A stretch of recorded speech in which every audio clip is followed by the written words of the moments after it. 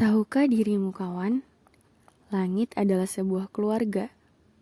Anaknya ada dua, angin dan awan. Ayahnya adalah matahari, ibunya bulan.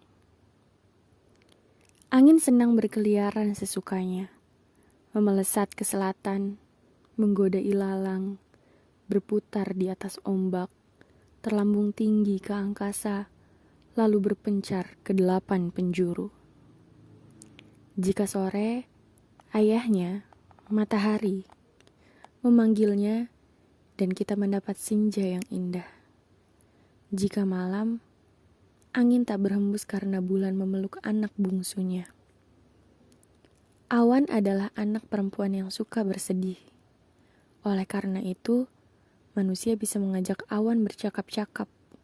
Jika awan gelap dan manusia tidak menginginkan hujan, awan bisa dibujuk. Berhentilah sejenak dimanapun kau berada.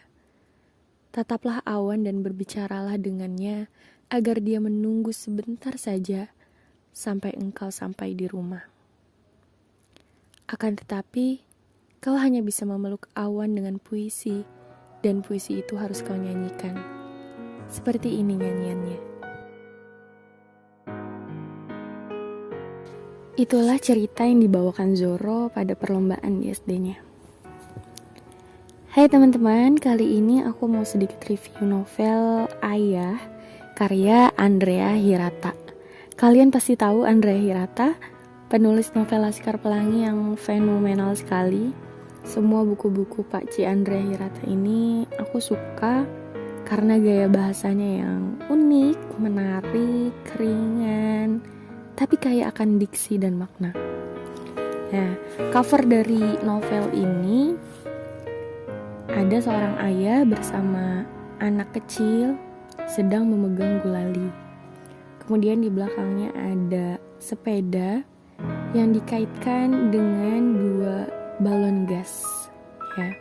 Kemudian ada latar belakangnya seorang perempuan menggendong anaknya. Nah, ini akan berkaitan dengan part paling sedih sih menurut aku di novel ini. Jadi, tokoh utama dalam buku ini adalah seorang lelaki bernama Sabari. Sebelum SMA, Sabari adalah anak lelaki yang dingin dengan perempuan dan asing dengan kata cinta. Beda hal dengan sahabatnya, Ukun dan Tamat, yang mudah sekali jatuh cinta dan banyak anak perempuan yang disukainya. Tapi sejak kertas ujiannya dicontek oleh seorang anak perempuan cantik dan sedikit agak nakal, pandangannya tentang cinta berubah. Sabari tergila-gila oleh perempuan itu yang ia sebut sebagai Purnama ke-12. Aku sih gak mau banyak-banyak spoiler ya, tapi poin paling sedih di novel ini adalah ketika seorang anak kecil bernama Zoro dan ayahnya, Sabari, pergi ke taman balai kota. Zoro duduk sambil memakan gulali pink, sedangkan Sabari membeli balon gas yang hanya beberapa langkah dari tempat duduk Zoro.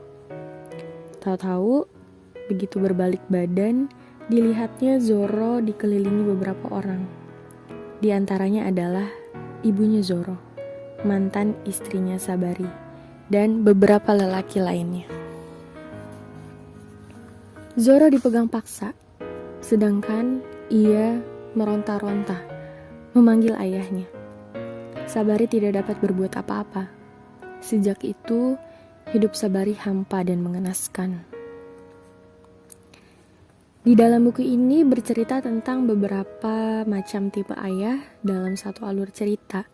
Walaupun alurnya sedikit agak ngebingungin sih, tapi saling berkaitan gitu. Ada Amirza, ayah Amiru, yang sayang keluarga sekalipun harus ngurus istrinya ya yang sakit. Kemudian yang kedua ada Marconi, yang keras dan otoriter dalam mendidik Marlena. Dan ada Sabari yang sangat mencintai Zoro dan istrinya. Di ending cukup bikin aku terenyuh sih tentang fakta Purnama ke-12 ini. Jadi teman-teman yang belum baca novel ini silahkan baca. Dan kalian cari tahu siapakah Purnama ke-12 itu, bagaimanakah kisah cinta Sabari, apakah Zoro bertemu lagi dengan ayahnya?